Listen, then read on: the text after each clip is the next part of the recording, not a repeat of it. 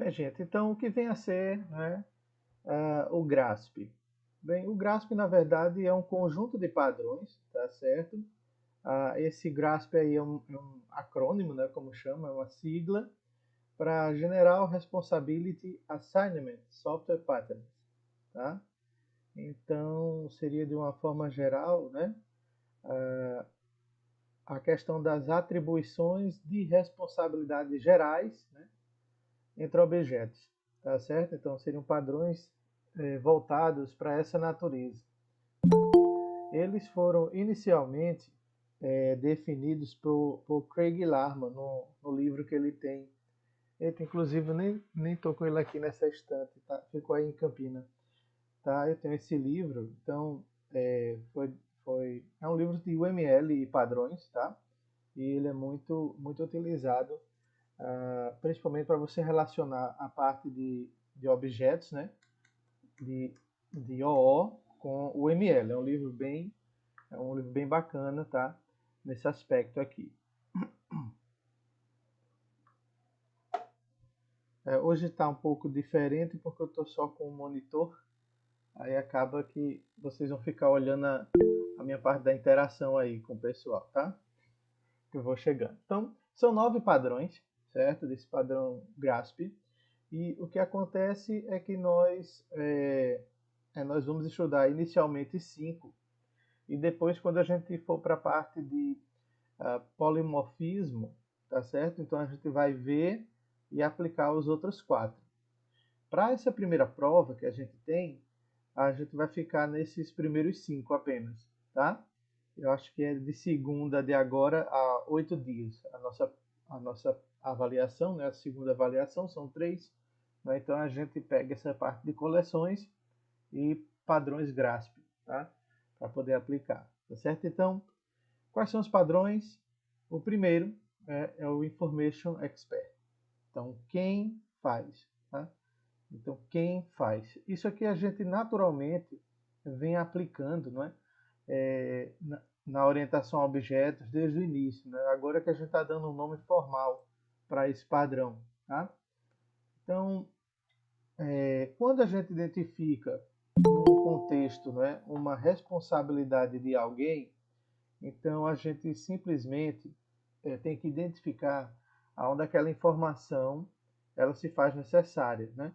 E a gente tem que atribuir essa informação àquele, no caso, a classe, né?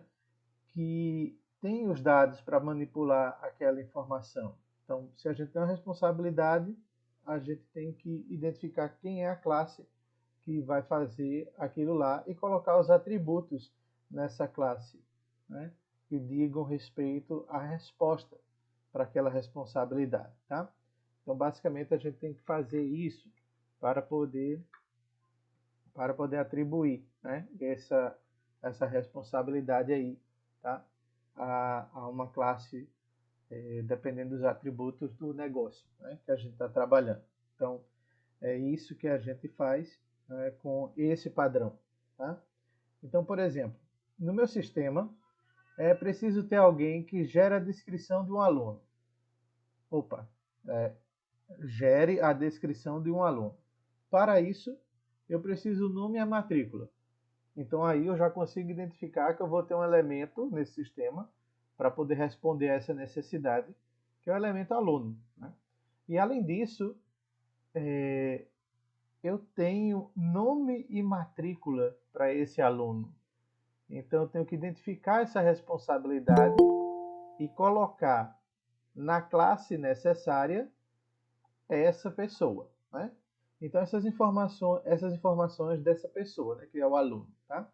Então eu vou pegar o nome e a matrícula e vou jogar na classe aluno. Não vou jogar na classe diário, por exemplo, ou disciplina, ou em outra classe. Tá? Então é isso que o primeiro padrão do Information Expert, né, ele diz para a gente. Então você tem que jogar as informações, né, assim como se a gente tiver alguma operação sobre nome e matrícula, a gente tem que colocar ela dentro do especialista, né, que é um especialista por essas informações de nome e matrícula do aluno.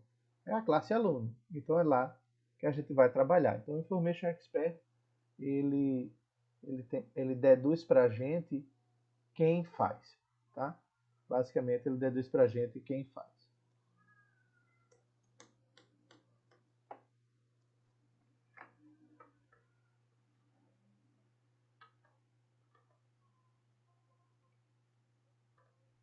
O segundo padrão GRASP, não é? Dessa divisão aí de responsabilidades, é o padrão Creator. Tá? Então, como o próprio nome diz, ele vai ficar responsável por determinar quem cria. Né? Então, quem cria. Então, se você tem um contexto de negócio aí que a gente chama aqui de dada uma responsabilidade, né? Então, se os objetos da classe B, eles criam os objetos da classe A, somente se alguma dessas hipóteses ela for verdadeira, tá? Então, se B contém A, ou se B agrega A, né? A gente viu esses exercícios de agregação, a gente substituiu apenas por uma associação, né? Eu não sei se vocês lembram, eu acho que foi na primeira prova, né? Eu acredito que na primeira prova era a prova da consulta médica, não era assim? Aí você tinha a consulta que ligava o paciente ao médico, né? Então quem cria? Quem cria o quê? A gente tem que dispor, né? Essas responsabilidades nessas agregações aqui, tá? Lá quem criava tudo era quem? Era a fachada, né? A gente deu essa responsabilidade para ela. Então, selecionar corretamente essa responsabilidade, ela é muito importante, né, para que você possa criar um projeto O de uma forma mais coesa. Né?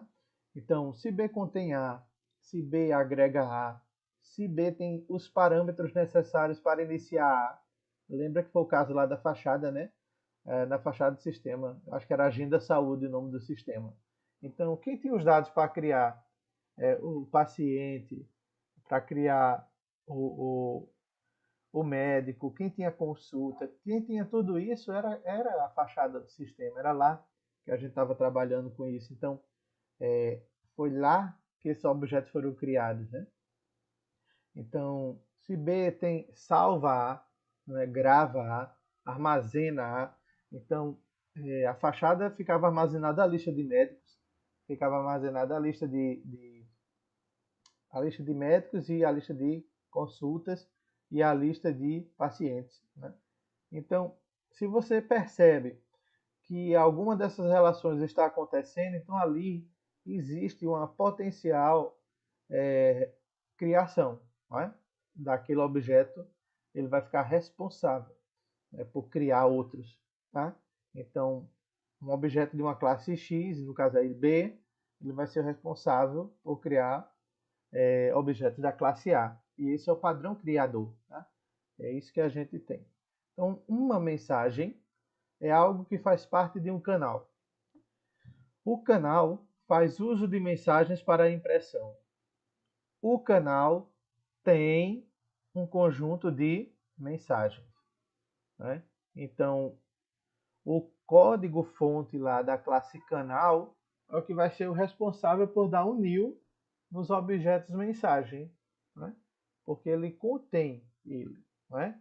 Ele faz um uso que sem um canal a mensagem não faz sentido existir. Né? Então a gente tem o padrão criador, né? No segundo padrão aí. Então, Information Expert, a gente distribui, de certa forma, a responsabilidade para aquela classe que detém os atributos. E no padrão Creator, a gente elege a classe, né, cujos objetos vão ser responsáveis por criar outro, né, por deter as informações que o outro precisa inicialmente para existir, né, por estar contido, por agregar, por salvar essas informações, né, ou por ter os parâmetros de inicialização da outra classe. Tá?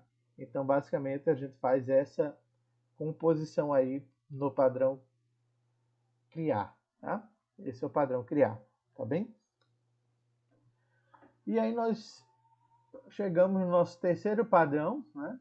padrão GRASP, que é o controller, né? Que é o padrão controlador. Ele diz, na verdade, quem cuida, tá? Quem cuida. Então, considera uma ação de usuário. Então, pode ser um comando, né? Um comando como esse aí, canal SPLab, cadastrar Mateus, tudo são comandos, né? Ou um clique no mouse. Então, essa ação, ela é gerada no objeto de uma classe main, tá? E daí ele vai para onde? Então, o padrão controlador, ele é o responsável por fazer essa junção, tá? E aí é comum a gente ter dois tipos, pelo menos, de classe controladora, que são os controladores fachada, que eram os que a gente vem usando aqui nesse curso, né? Mas também a gente pode ter uma entidade que é o controlador de seção. O controlador de fachada, como a gente viu, ele está muito ligado ao padrão GOF, né? Do pessoal da GameGOF4, que era o padrão que a gente fazia assim, não sei o que sistema. Aquilo ali era uma fachada, né, onde a gente tinha a responsabilidade, né, pelo padrão criador para todos os objetos do sistema dentro daquela fachada. E a diferença entre a Facade Controller e o Session Controller, basicamente, é que o Facade Controller ele só vai ter um ponto de entrada em todo o seu sistema, né? Então, é através da fachada que todo o fluxo, né, de conversas com o main vai acontecer, seja o main quem for, né? A gente está usando o main aqui no nosso curso como sendo uma interface de texto, mas você tem que imaginar que esse main aí poderia ser substituído por uma interface web qualquer, né? Também poderia ter substituído por, sei lá, um aplicativo Android, enfim, né? Mas a fachada seria o único ponto de encontro, tá? Quando nós temos o controlador de seção, aí nós temos mais de um controlador, né? É como se a gente distribuísse, tá, entre vários temas, né, os controladores, e cada um ele vai executar um conjunto de lógica ou eventos que estão associados a determinada entidade ou coleção de entidades, certo? Por exemplo, a gente poderia ter dois controladores de seção em um sistema, por exemplo, de, de supermercado. Teriam um sistema para. Teria um controlador, né? Para lidar com a questão dos clientes fidelidade, né? E o cadastro dos clientes e toda essa parte ficaria tudo num único controlador. E um outro controlador seria o das compras, né? O outro controlador seria do estoque, né? Dos produtos. E aí você separaria. Tem uma palavrinha que é bem boa para definir isso, não é responsabilidade, você separaria os assuntos, é como a gente chama, né? Você separaria os assuntos em controladores diferentes, né, para que você possa fazer a comunicação com o main. Aí o main ia ter que ter uma chamada para 3 controladores diferentes, que dependendo do que ele fosse fazer, ele ia precisar usar um ou outro, né? Então, basicamente, essa é a diferença. No Facade Controller a gente tem um só, no Session Controller a gente tem vários, cada um para um assunto, tá? Ok? Então, o main recebe eventos, né, que são os comandos do usuário, e precisa repassar isso para alguém. Quem é o próximo? Né? Então, quem vai cuidar das coisas que o usuário informou na interface que ele está ali trabalhando? Né? Então, é o controlador. É esse homem do meio aí, né, que vai fazer essa interação, tá? Ele vai controlar a execução de todos os atributos que forem necessários para o usuário, né? E a gente pode fazer isso através da fachada, que é um local único onde a gente faz isso, ou usando o padrão controlador, separando por assunto. No geral, a gente usa aqui o padrão fachada mesmo, porque os nossos problemas nem são tão complexos assim, né? Então dá para a gente fazer isso com um controlador fachada, né, muito bem, e a gente já vinha, né, desenvolvendo isso há algum tempo. Tá bem? Então, basicamente, esse é o padrão, né, padrão controlador. Então, nós temos o Information Expert, né, que trata de qual é a classe que vai armazenar, vamos dizer assim, né, aquela informação. Nós temos o Creator, né, que é quem é o responsável por criar, que a gente tem que verificar, a fim de que o projeto vá ficar bem, né? O controlador, que é para interagir os dados da interface do usuário, né, com os dados da interface do usuário com o sistema em si. E aí nós temos o controlador tanto de sessão quanto o controlador fachada, não é? E tudo isso quando a gente chega a essas três primeiras etapas, né? Então a gente certamente vai estar obedecendo ao quarto padrão, né, que é o do baixo acoplamento.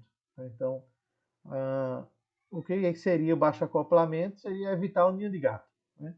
Então, evitar a hipercomunicação entre os diferentes objetos. Tá?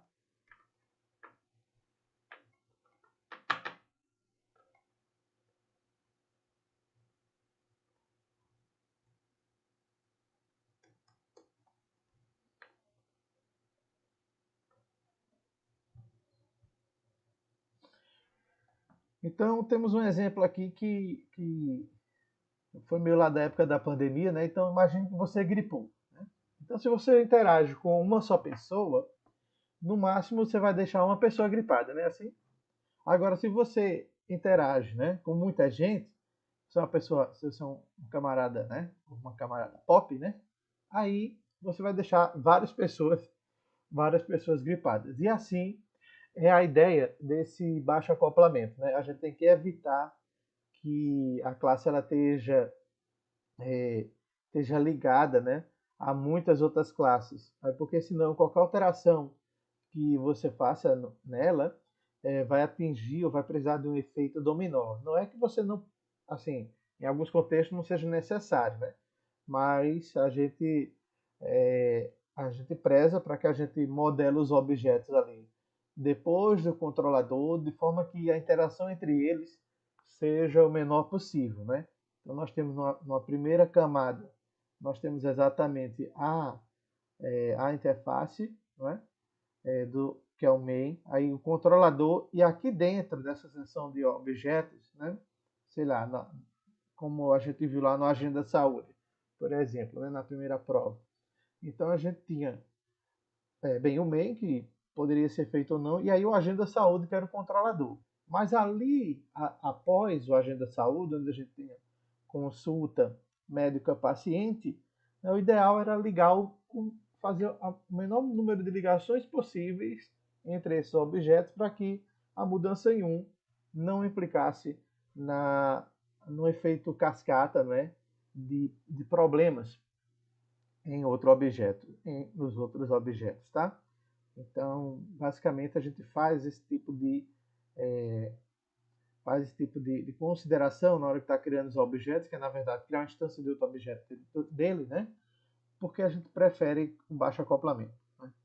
O baixo acoplamento, na verdade, é o que é bom aqui dentro desse contexto de programação ON, tá? Certo? Então, por exemplo, eu tenho um canal, mensagem e sistema se comunicando assim. Né?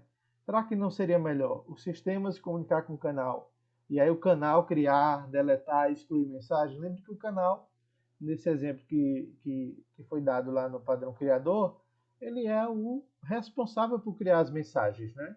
Então, realmente, não seria necessário, né, esse tipo de interação, né, por esse meio. Tá?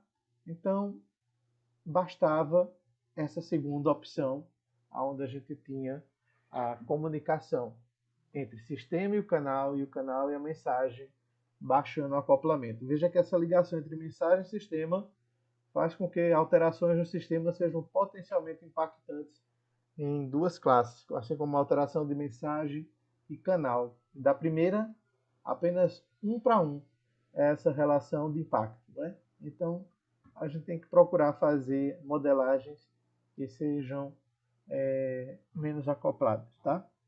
Então, esse é o quarto padrão, o padrão de baixo acoplamento. Então, o GRASP ele preconiza primeiro, né, a gente ter o expert da informação, ou seja, quem é o detentor daquela informação, e nela está as propriedades, né, que servem para realizar aquilo, né?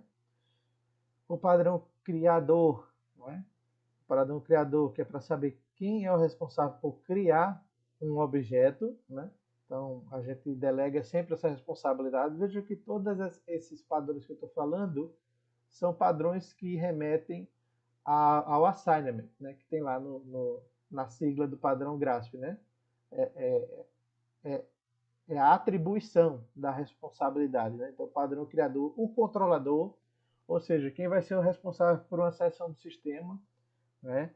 E fazer essa comunicação com o main, né? Então, o padrão controlador, ele impõe essa comunicação, tá? E agora, o baixo acoplamento, né? Então, se eu sigo direitinho os dois primeiros, pelo menos, né? Do Information Expert e do Creator, geralmente eu já começo a obedecer à questão do baixo acoplamento, tá? Certo? Então, se eu definir, por exemplo, lá no padrão Creator, que canal é o responsável por gerenciar o ciclo de vida da mensagem, então meu diagrama necessariamente, nesse exemplo, vai ser essa segunda opção, onde a gente tem sistema para canal e canal para mensagem, tá bem? Então, a gente já vai estar, de certa forma, executando os primeiros, obtendo os últimos, né? Os últimos padrões. Então, a atribuição de responsabilidade do tipo, né, baixo acoplamento é o padrão que a gente tem que seguir aqui, tá? Às vezes você tentando diminuir, né, o acoplamento, aí você passa a fazer coisas estranhas. É muito comum eu ver esse tipo de solução, tá? Na hora que vocês desenvolvem. Por exemplo, eu vou salvar a lista de ID de usuários. Aí eu dei uma string, eu salvo ela como string. Não, se você está relacionando ou tem aquela necessidade, você, você precisa se relacionar, ou seja, você precisa fazer a relação entre os objetos e não entre os atributos dos objetos, porque senão você vai estar ferindo, né, o encapsulamento da classe, né? Então, cuidado para não tentar diminuir tanto o acoplamento a ponto de fazer coisas estranhas como essa, né? Isso é só um exemplo do que pode acontecer efetivamente, né? Quando você faz uma classe, né? Quando você está especificando aí, tá certo, uma classe.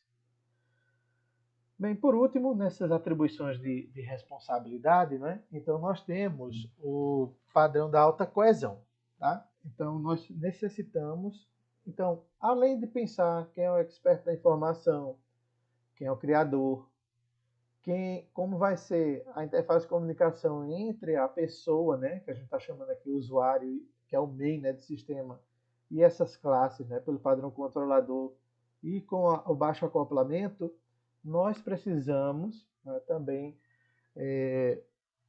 definir que uma classe faça essencialmente aquilo para o que ela foi pensada, ao invés de ter 1001 utilidades. É muito comum na hora que você executa, né, o padrão controlador, o controlador fica fazendo esse 1001 utilidades aí. Tá?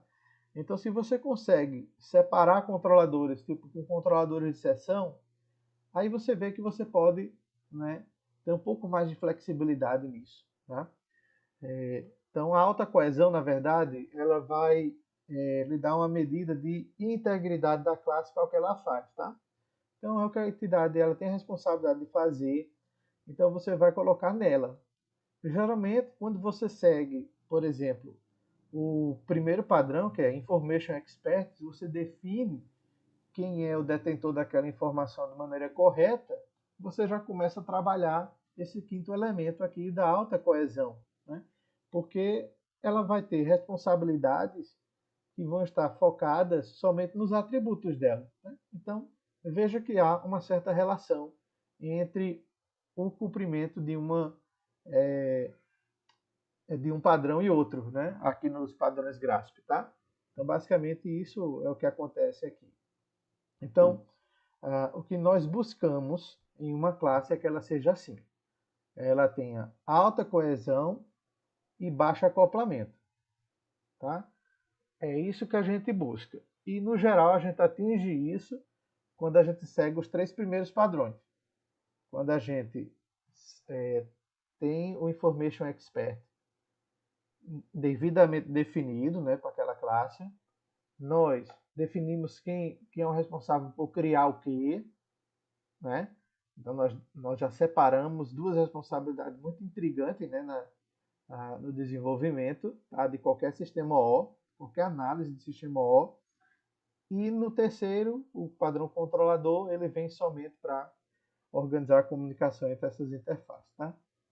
Então, alta coesão quer dizer um determinado assunto vai estar dentro da sua classe. Não tem assunto de produto dentro de usuário. Não, não tem. Não é?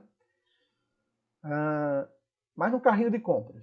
Aí, o carrinho de compras ele une os dois assuntos, né? O produto e o usuário. Tá? Então veja que cada um ficando com a sua responsabilidade dividida, a gente garante essa alta coesão. Tá? E os objetos se comunicando apenas com aquele número mínimo de objetos que ele precisa se comunicar, a gente garante o baixo acoplamento. Tá bem? Então, esses são os 5 padrões, né, que a gente coloca aqui. Né? E só para transformar numa figurinha, né, para que vocês vejam. Então, imaginem que cada uma dessas figuras geométricas seja um assunto. Né? Então, quando você tem um sistema com baixa coesão e alto acoplamento, você tem essa figura que está aí aparecendo do lado esquerdo. Tá? Não sei se o apontador vai funcionar aqui. Ó, essa figurinha aqui, tá vendo? Tá? Então, veja que as classes elas estão bagunçadas, elas estão falando, estão com assuntos muito diversos dentro de cada uma, e aí, por causa disso, né, para realizar operações, eu tenho que fazer muitas comunicações entre essas classes, tá? Então, baixa coesão, alto acoplamento. E aqui, quando eu tenho a alta coesão e o baixo acoplamento, eu separo os assuntos por classe. Então, uma não precisa mais ficar chamando a outra à torta e à direita. E aí eu estabeleço um canal de comunicação, né, regular entre as classes. Né? Então, isso é uma forma de ver esses dois padrões GRASP, né, em funcionamento. Tá? Ok? Então, basicamente é assim que a gente quer o nosso sistema. Então, toda vez que você pegar um modelo agora para fazer um problema, né, para resolver, porque nós somos, no final das contas, a gente está aqui para resolver problema, né? Então, o que é que você vai fazer? Você vai seguir pelo menos esses 5 passos para determinar como o modelo de objetos, seus atributos e métodos, eles vão estar distribuídos. Antigamente a gente fazia isso meio que na doida, né? A gente pegava e achava assim, agora nós temos padrões que nos indicam o que fazer. Então, o bom de ter padrões é que a gente tem, num padrão, uma solução já estável de um problema, né? E que tem uma forma, vamos dizer assim, temos uma forma exata, ou quase exata, né? De resolver aquele problema, tá? Então, é assim que a gente trabalha quando utiliza os padrões. E aí a gente segue. Quem é o Information Expert aqui para esses dados? Não é? Os dados de produto. O nome do produto, o valor unitário do produto, a data de validade do produto. Eu preciso ter mais de uma classe para fazer isso. O produto pode deter todos esses atributos. Pode, beleza. Quem cria produto? Vai ser uma fachada, porque quem detém os dados é o meu usuário. Aí, ó, padrão controlador já funcionando, né? É ele que vai deter os dados, ele é o criador, vai ser através de um controlador que eu vou fazer as atribuições que vierem do mundo externo, que é o meu usuário, para o sistema, né? E depois eu vou organizando os outros objetos que forem saindo, né? E que forem surgindo por assunto, alta coesão, né? E vou ligando apenas com a fachada inicialmente, né? Porque não estou precisando fazer nenhuma operação conjunta entre eles, né? E vou fazendo essa distribuição, tá? Baixando o acoplamento. Tá? Então veja que a gente vai pensar em linha desses 5 sempre. Tá? Existem também outros padrões, né, e princípios que eles surgem para evitar esses ninhos de gato. Eles não são GRASP, mas é bom que a gente tenha eles em mente. Tá? Então, por exemplo, se você notar que na sua modelagem você está repetindo uma coisa em vários cantos, aí você está ferindo um princípio, né, que é o princípio DRY, que é Don't Repeat Yourself. Né? Então, não faça aquele código em vários pontos do seu código, porque você vai estar aumentando o acoplamento, né? Certo? E vai estar baixando a coesão, tá bem? Então a ideia é que verificou isso, aí você diz, eita, esse negócio está se repetindo aqui, será que ele não é na verdade uma classe? Então você cria uma classe e bota ele lá, né? Existem até outros padrões que complementam o GRASP, né? Que a gente vai estudar quando estiver vendo a parte de polimorfismo, até porque todos eles vão utilizar uma entidadezinha chamada interface, né? Então a gente vai ver que a gente evita muito esse tipo de duplicidade quando está utilizando esses padrões lá, tá? O SRP também, que é o Single Responsibility Principle. Então, princípio, né? Então, a classe deve fazer apenas uma coisa e aquela coisa deve ser bem feita, né? Tem outro princípio que é muito parecido com esse, não está aí no slide não, vou tentar lembrar o nome daqui para o final da aula, se eu não lembrar eu mando depois para vocês no grupo, né? Que eu acho que na verdade é um conjunto de princípios, né, que faz essa junção, né? Acho que é Solid, Solid, SOLID. Depois eu vou pegar o que cada um significa e vou passar eles, tá certo, para vocês. Tem livro e tudo, né, que fala a respeito disso. Por exemplo, eu acho que o nome do livro é O Codificador Limpo, né? Ele trabalha com esses princípios sólidos, né? E faz com que a gente tenha essa separação. É bem recente, né? Essa história de sólido. O KISS, que é o Keep It Simple, né? Então, manter as coisas simples é o caminho que a gente tem, vamos dizer assim, não é, para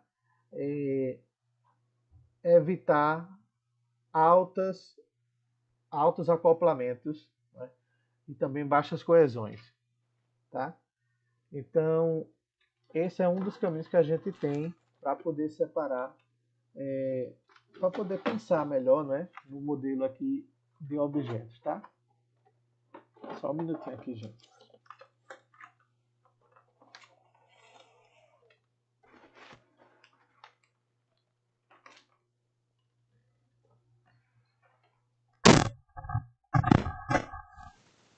Então, bons princípios fazem que a gente pense mais na hora que estiver modelando, né, as nossas, os nossos eventos, tá? E os demais padrões gráficos, né, então polimorfismo, né, que são ligados ao polimorfismo, né, como uma questão da indireção, uma questão da entrada, né, de fabricação, enfim, esses itens a gente vai dar uma Professor, olhadinha melhor. acho que seu microfone está chiando. Um problema. E agora, vocês conseguem me ouvir de novo? Pronto, ok. Certo? Então, esses padrões, claro, os demais não caem nessa prova, né? E a gente não vai olhar eles, todos eles agora, né? Então, são mais 4 que a gente vai deixar para a aula de polimorfismo, tá?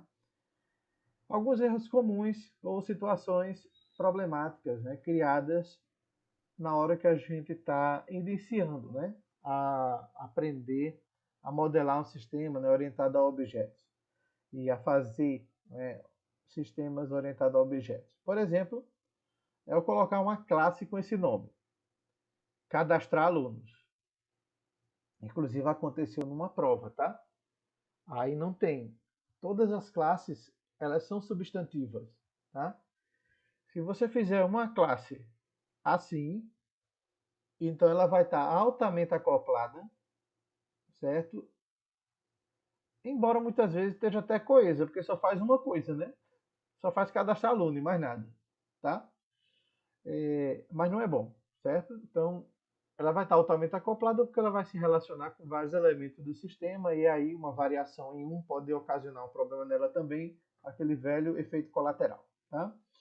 Então, não, a gente define as classes com um nome substantivo. Por exemplo, cadastro de alunos.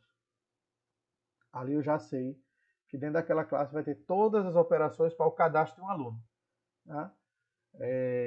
Inclusive, os próprios alunos possivelmente vão estar ali dentro.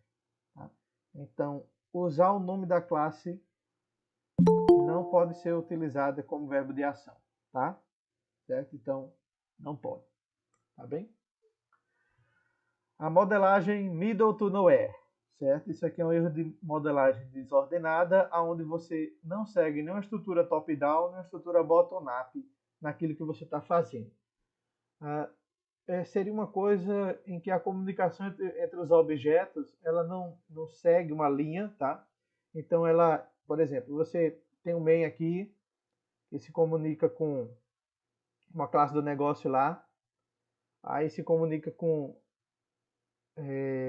a fachada.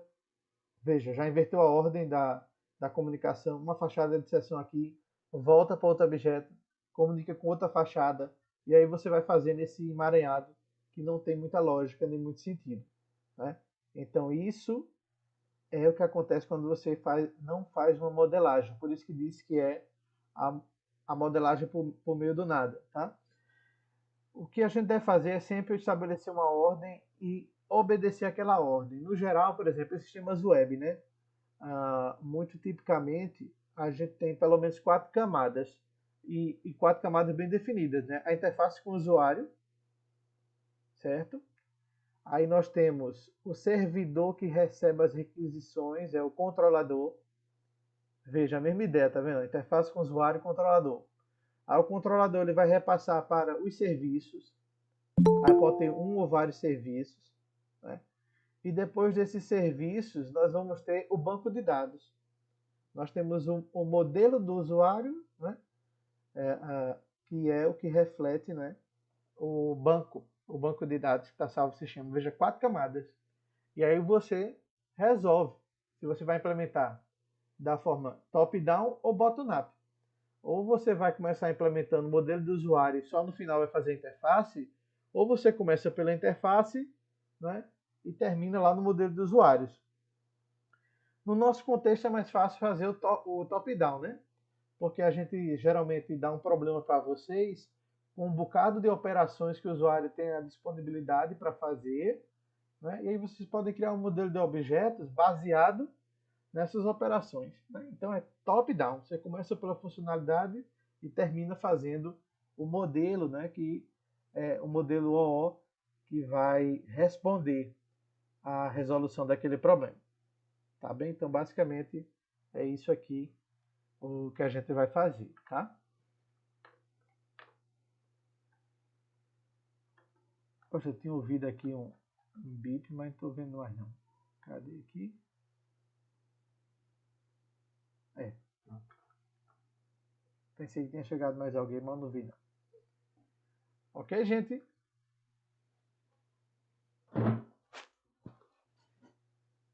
Bem, outro erro comum de modelagem que acontece aqui com vocês é a modelagem desfocada, né? Vocês tentam modelar tudo de uma vez só? Não. Se você adotou uma abordagem top-down e você resolveu começar pela fachada, por exemplo, né? Porque o main a gente meio que descarta que assim, a modelagem mesmo, né, a fachada que a gente está fazendo aqui e depois o modelo de objetos, né? Bem, você começa método a método ali, né, colocando aquilo que você espera que vai ser feito, tá? A interação entre os objetos, pode até criar classe para não dar erro de compilação, mas você está começando por ali, você está estabelecendo todo o funcionamento da implementação. Veja que eu estou falando do ponto de vista do codificador, né? Certo? Então, basicamente é isso que a gente vê. Então, não tente modelar a funcionalidade toda de uma vez. Eu ainda digo mais. Não tentem ir direto para o código ao invés de modelar. Tá? Porque tem muitos de vocês que chegam a ler aquele problema lá que está descrito no lab, por exemplo, e já começou um código.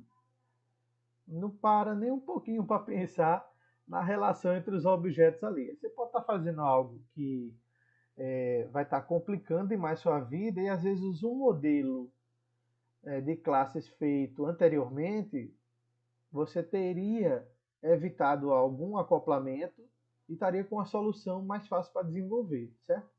Então, basicamente, isso é um exercício que começou agora em P2 e até o final da sua vida vai ser isso.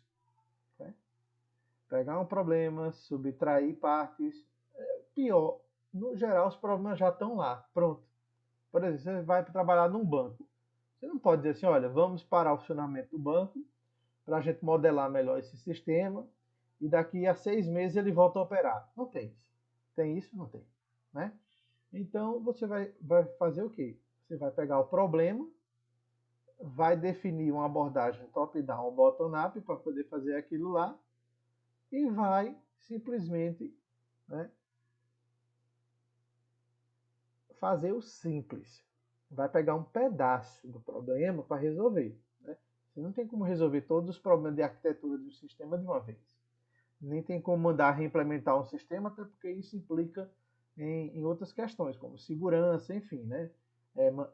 O manuseio dos dados, simplesmente não dá para fazer. Então, que a modelagem seja focada. Né? Inclusive as metodologias ágeis de desenvolvimento, que é uma coisa que vocês vão ver aí mais na frente do curso, né? Quando estiverem estudando engenharia de software. Então, uma das metodologias chama metodologia ágil, que é justamente para isso, para que você não foque em resolver um problema grande. Um problema pequeno requer uma modelagem pequena, uma modelagem focada, né?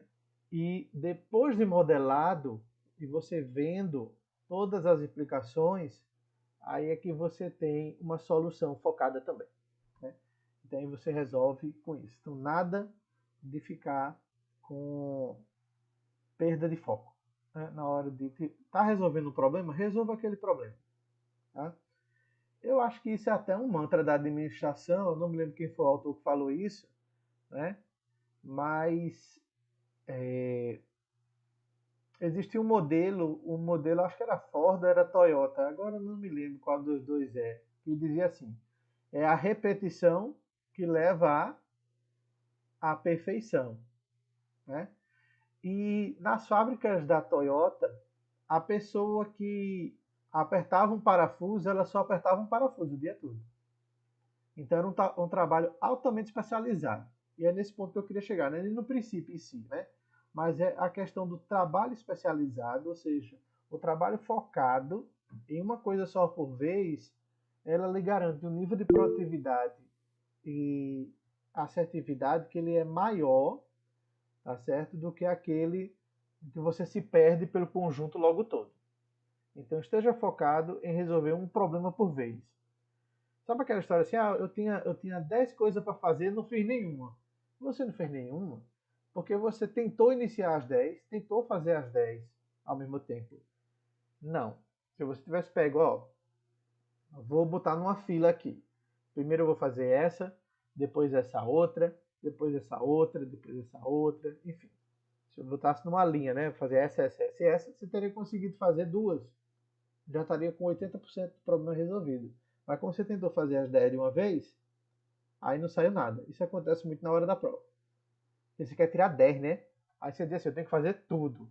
Aí se perde, né? Você perde, porque a sua modelagem passa a estar desfocada e uma hora você entra num problema. Como vocês não têm ainda muita experiência com Java, né? Aí vocês às vezes nem vê erros que estão bem assim na frente de vocês, escrito, brilhando e piscando, né? Como eu chego a dizer. Às vezes eu chego junto a vocês no laboratório quando está tendo algum problema, né? É tão pequeno, né? Às vezes o erro que está atrapalhando você e sem notar você perdeu 20 minutos, 10 minutos. Isso numa prova é fatal, né? Você precisa estar bem focado para poder resolver os problemas de modelagem. E outra modelagem que também é muito prejudicial é a modelagem do futuro. Ó, se você não está, veja, se você não classificou, né? Ah, vou fazer esses 10 aqui. Vou fazer nessa ordem, vou fazer primeiro esse, depois esse, depois esse. Aí você cai nessa aqui, porque você fica pensando no futuro e não resolve o presente. Aí acaba, é o resumo da ópera é esse, tá? Então, é necessário pensar no futuro? É. É necessário, né, dividir as responsabilidades, a gente viu aqui no Information Expert. Saber quem está criando, definir o criador. Né? O padrão de comunicação entre a interface, entre a interface e o sistema, né? Os objetos do sistema como um todo, também é muito importante você pensar em tudo isso. Tá? Você tem que necessariamente pensar em tudo isso. Mas, na hora de fazer, faça o presente, não o futuro. Tá? Então, faça aquilo que você selecionou para ser feito e colocou no seu esquema aí, tá certo, para ser feito. Ok? Então, é uma coisa que vocês têm que trabalhar muito, né? Porque a gente tem a responsabilidade, né? De cumprir na nossa vida profissional, inclusive, algumas metas. E a diferença entre aquela pessoa que vai receber a azulzinha e aquela que vai passar 10 anos na mesma empresa, sendo promovido todo ano, né? É essa, tá? Ela faz aquilo que está determinado para ser feito com qualidade, com foco, né, e com organização. Outro tipo de problema é a otimização precoce. Eu quero transformar aquele sistema no mais rápido possível. Veja, você primeiro desenvolve o sistema, separa as responsabilidades, depois mede. E se verificar que está tendo algum problema de desempenho, aí é que você otimiza. Tá? Se não tiver problema de desempenho no momento que você desenvolveu, meu filho, pare com isso. A gente chama isso da síndrome do maratonista. Né? Aí você deixa o código tão obscuro que não dá nem para entender. A gente tem que prezar mais pela legibilidade e manutenção, certo, do sistema do que pela otimização. Mas, professor, se uma consulta demorar 20 segundos para acontecer, ninguém vai usar o meu sistema. Beleza. Depois que você fez tudo, aí você vai ver qual é o problema que está acontecendo naquela consulta. E aí ela pode ficar um pouco mais esquisita quando você otimizar. Né? Mas aí você vai comentar, você vai explicar, vai dizer o que aconteceu e por que aquela solução está daquele jeito. Até porque você pode pegar a solução de outra pessoa e dizer, oxe, que coisa mais ilegível, mas o cara fez aquilo para se tornar mais otimizada. Né? Então, acontece muito isso no desenvolvimento, principalmente web. Por exemplo, eu trabalhei em uma empresa onde a gente tinha um problema com endpoint, que demorava 30 segundos e o servidor caía. A gente, meu Deus, que coisa terrível, né? A gente modelou, implementou, baixou tudo com o cliente, né? Já está tudo bem definidozinho. Aí a gente foi tentar descobrir qual era o problema que estava acontecendo. No final das contas, não era o código da gente. Era um problema de configuração no servidor, que a gente tinha que fazer, né, para poder ele, ele criar ou compilar o Java para uma versão mais próxima do código de máquina. Então, ó, descobrimos esse problema, colocamos as diretrizes, comentamos, com 500 milissegundos, 600 milissegundos, passou a ser o tempo de resposta desse serviço. Não é? E o servidor não caía mais. Né? Mas foi o quê? Foi um mês mais ou menos trabalhando nesse problema, até achar realmente o que estava acontecendo, né? Trocando lista, trocando tipo de objeto, tudinho, no final a gente descobre que está em outro ponto. Né? Então o trabalho do desenvolvedor como um todo ele é um trabalho muito amplo, né? Exige o conhecimento de muitas áreas. E você deve trabalhar com aquilo que você tem na mão. Então nada de ficar pensando no futuro ou querendo fazer um monte de otimização e deixando o código ilegível. Não, isso é um ponto que você trabalha depois. Né?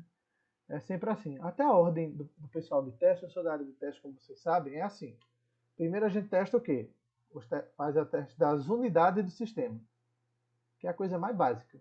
Né? Ó, foco. Depois, faz o teste das funcionalidades do sistema, ou da parte da camada integrada do sistema. Né?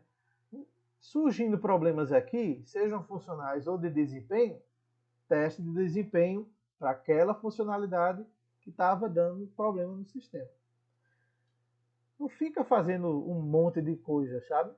Porque você nem tem tanto tempo para isso, senão você vai estar não entregando. Né? Você vai ser uma pessoa que não entrega o serviço pronto. Né? E nós também temos o que a gente chama de antipadrões. Então, se a gente tem erros comuns, né? Se a gente tem padrões a ser seguidos, erros comuns que vocês acontecem, nós também temos, né, aquela estrutura de código feia, né? Que a gente acaba adotando por preguiça, né? Agonia é ótimo, porque realmente é o que acontece. Veja o vestido dessa mulher como está altamente, né, antipadronizado, tá? X, G, H, né? Que é muito comum, né, quando você está com uma grande uma grande limitação de prazo, né? Típico das provas de vocês, é basicamente o XGH que acontece, né? O Extreme Gohossing, né? Program. Por exemplo, a God Class. O que é que falta aí na God Class, olhando para os padrões gráficos? Falta coesão, né? A primeira coisa aí, né, é a baixa coesão, muitos assuntos sendo tratados nessa classe, né? Vai ter autoacoplamento, certamente, porque tem muito assunto aí, então muita gente vai vir falar com essa classe. E também, né, a gente tem o problema do expert da informação, porque a gente certamente vai estar colocando mais informação do que o player cliente precisa. Tá? Então, se a gente puder eliminar essa classe que faz tudo do sistema, é melhor. Tá? Então, tem que evitar isso daqui. Outro problema é dependência circular, que é uma quebra do padrão criador, né, na veia. Bem, se A usa B e B usa A, veja, isso é uma dependência circular. Quem é que eu crio primeiro? Eu tenho que estabelecer, a história do ovo e da galinha. Tá? Se eu gero uma dependência circular, eu tenho justamente a história do ovo e da galinha. Ninguém sabe quem veio primeiro. Tá certo? Só sabe que os dois estão lá. E um só nasce pelo outro. E aí começa esse ciclo que não acaba mais nunca. Tá? Temos também o poltergeist, certo? Que é a classe fantasma. Tá? Ela não serve para nada. Ela só está ali para trabalhar. Simplesmente ela é como se fosse uma repetição de uma entidade que já existe. E isso acontece muito quando vocês estão tentando fazer os controladores de sessão e aí bota dois controladores que faz a mesma coisa, tá? Então não agrega valor, não tem nada demais a não ser mais do mesmo, né? Então é isso que acontece quando nós temos esse poltergeist aí, tá certo? E quando vocês estão com muita preguiça, vocês fazem muito isso, né? É o modelo anêmico. Então a gente tem uma descrição de um problema e aí customer, name, pronto, não tem mais nada. Ixi, nome, meu Deus do céu. Vou fazer o que com esse? É um modelo fraco, né? É, ele não tem coesão, né? Então ele não faz todos os assuntos que o customer precisava responder, né? Não está lá tudo coesozinho dentro dele. Todo o assunto de customer, de cliente, não está lá. Só tem o nome dele, não tem mais nada, tá? Então, a gente precisa sempre enriquecer esse modelo com mais atributos e aí vão vir, né, as responsabilidades naturais para aquele objeto. Tá? O Feature Envy, que também é um padrão é um problema que a gente detecta, né, em vários códigos, que é a inveja alheia, que é quando uma classe ela fica fazendo o papel que deveria estar em outra classe. E isso aí fere, né, a, a, o baixo, seria, no caso, um autoacoplamento nesse caso. O Feature Env ele proporciona um autoacoplamento, né? E é coisa que a gente não deseja. Nós desejamos um baixo acoplamento, tá? Nós não precisamos desse tipo de configuração, tá certo? Pois é, e é aqui que nós ficamos por hoje, senhores. Eu espero que eu tenha sido conciso, né, para explicar para vocês e que não tenham ficado muitas dúvidas, tá? Deixa eu ver se tem alguma coisa aqui no chat. Ah, tem algumas perguntinhas aqui, vamos lá. Vamos responder aqui. Por exemplo, do Lucas, perguntou assim. Esse conceito de alta coesão está ligado diretamente às classes, né? Ou também se aplica nos métodos? Pois penso que um método, quanto mais eu puder utilizá-lo, melhor. É tipo uma forma de resumir o código. Nesse caso do Grasp, ele é relacionado com a classe, tá certo? É relacionado com, digamos assim, com as responsabilidades que aquele objeto tem de fazer, né, seus atributos e métodos. Não pode passar de um assunto, vamos dizer assim. Então, cliente e produto. Não pode ter coisa de produto em cliente, nem de cliente em produto. Tá? Então, essa é a diferença desse conceito aqui. Professor, então não cai na prova Grasp. Cai tudo de Grasp na prova, menos o que eu não dei. O que eu dei de Grasp aqui? Information Expert, Creator, Controlador, alta coesão e baixo acoplamento. Isso é o que cai na prova. Existem mais 4, né? Que é a questão do polimorfismo, da fábrica, da divisão de entidade, enfim. São mais 4 coisinhas lá que a gente tem, que isso fica para a última prova, uma vez que a gente vai estudar herança e polimorfismo ainda. Né? Quando a gente aprender isso, a gente coloca o restante dos padrões que estão faltando. Tá? Nas aulas, sim. A semana que vem, as 2 aulas vão ser... Carlos perguntou, né? Nas aulas você vai trabalhar mais o Grasp? Vou. Nas 2 próximas aulas, a gente vai fazer os exemplos, né? A gente viu, teoricamente, todas as listas. Todas as listas não, né? Algumas coleções, que foi o mapa, foi o conjunto e foi o array. Né? O mapa, o conjunto e o array. Tá certo? E hoje os padrões Grasp. Aí a gente vai entrar na parte dos exemplos. Aí são 2 aulas, que a gente modela, implementa, tá? E vocês ficam prontos, tá certo, para a prova. Sim, vai ter chamada sim, já vou fazer a chamada. Deixa eu ver se tem mais alguma pergunta aqui. Vai gravar a aula? Sim, estou gravando, espero que dê tudo certo, né? Que às vezes o programa trava. Mas enfim, estou gravando aqui, tá certo? Para todo mundo ficar com o conteúdo. Diogo, professor, caso eu tenha 2 classes que realizem o mesmo método. 2 classes que realizem o mesmo método. Eu devo então ter um método em cada classe, ou eu posso ter uma classe que contenha os 2 objetos? Vai depender. Quando a gente for ver polimorfismo, a gente vai ver que a coisa mais comum que tem é você ter 2 objetos com o mesmo método.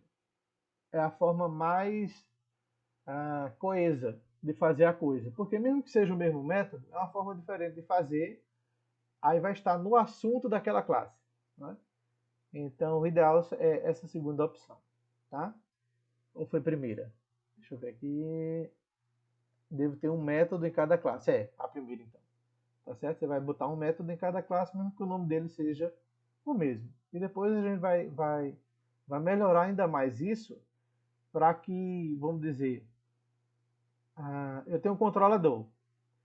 3 objetos e o controlador vai chamar o mesmo método nos 3 objetos. Por que eu não chamo só em um? E digo que esses 3 são do mesmo tipo, né?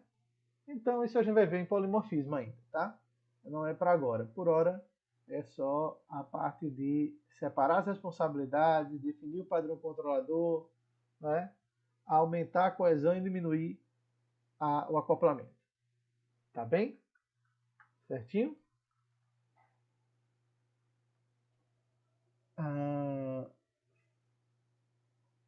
Sim, a gente vai utilizar, tá certo, Matheus, essa questão do conjuntos, listas e hash map. A gente vai trabalhar muito isso essa semana que vem, tá? Tanto na segunda quanto na quinta-feira. Hoje, falando do mercado, todo desenvolvedor precisa seguir o GRASP como ordem da empresa ou coisa do tipo. Carlos, não. Isso daqui, às vezes as empresas elas têm o seu próprio código, tá? Tem assim o padrão de codificação da empresa. Aí eles lhe ensinam ou eles botam você para ler o código e dizem, olha, aprenda aí como é que é o padrão de codificação da gente. Aí você tem que desenvolver isso. Mas no geral é seguindo GRASP, né? Aqueles princípios que eu falei, Keep It Simple, né? E também o Solid. O Solid ele é muito usado hoje justamente por causa do livro. Ó, o livro que define esse padrão Solid, rapaz, eu não lembro direito o nome. Deixa eu ver aqui. Código Limpo, eu acho. Aqui é o Solid, tá? Não apareceu o livro aqui. Deixa eu ver se aparece aqui no shopping. Ah, esse aqui mesmo. Tá vendo? É esse carinha aqui. Ó, é uma coleção. O código limpo é onde tem os princípios sólidos, certo? Mas tem o código limpo, a arquitetura limpa e o codificador limpo, tá? É o que eu vejo mais o povo falando, certo? No mercado, usando esses três livros aqui, tá bom? Eu não vi, eu nunca li o de arquitetura não, certo? Mas o código limpo já e o codificador limpo também. É muito bom esses três livros, né? Se você gosta de ler, né? Eu aconselho que você tenha pelo menos o código limpo, que é o primeiro deles, é o que define os princípios sólidos. Tá? Faz tempo que eu vi essa questão, deixa eu ver aqui quais são. É um acrônimo, tá?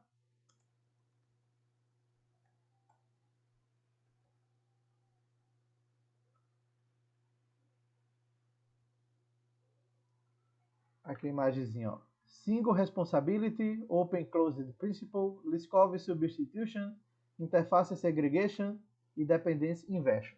Pelo menos dois desse aqui é compartilhado com o GRASP. O Single Responsibility seria o mais próximo que a gente tem ao Information Expert. Tá? Deixa eu ver aqui. Interface Segregation, polimorfismo. E Dependence Inversion, nós temos o Protected Variation, também no GRASP, né? que a gente faz isso. Tá? Então, basicamente, são esses princípios também, né, de arquitetura, tá, que a gente tem. Faz algum tempo que eu já vi isso daqui, mas sempre você tem que revisar, né, para poder dividir bem os seus elementos de código, né? A sua modelagem, ficar uma modelagem bem feita, né? E é engraçado, você segue alguns princípios, aí no final você obtém de brinde alta coesão e baixo acoplamento, é sempre assim, né? É interessante, e fica uma solução bem bacana, tá? É isso mesmo, Matheus. Clean Code é o nome em inglês, né, desse livro. Mas ele tem versão em português já. É até melhor, né? Que você não perde tempo traduzindo. A não ser se você queira treinar o inglês também. Aí você já compra a versão original, que é o Clean Code. Tá? Então tem coisa aí, gente, para trabalhar, tá? Eu sei que vocês aqui, pelo menos alguns de vocês, né, vão ser os codificadores do futuro, né? Vão fazer aí com Java, com, sei lá, com Rust, com JavaScript, enfim, front-end, back-end, teste, né? tem muita coisa para ser feita. Tá bem? Vamos à chamada? Ok, deixa eu ver se tem mais alguma pergunta aqui. Eita, já acharam até o livro do Clean Code aí. Muito bem. Até eu vou me aproveitar desse link. Gente, muito obrigado pela presença de todos, né? Espero que tenha ajudado a vocês, quem precisava viajar, quem não pôde vir para a UFCG, tá certo? Estamos aqui para qualquer coisa que vocês precisarem, só falar. Vou tentar salvar esse vídeo aqui, espero que dê tudo certo. E aí vou estar disponibilizando para vocês, tá bom? Abração, gente, até mais. Tudo de bom. Tchau, professor. Tchau, professor. Bom dia. Bom dia.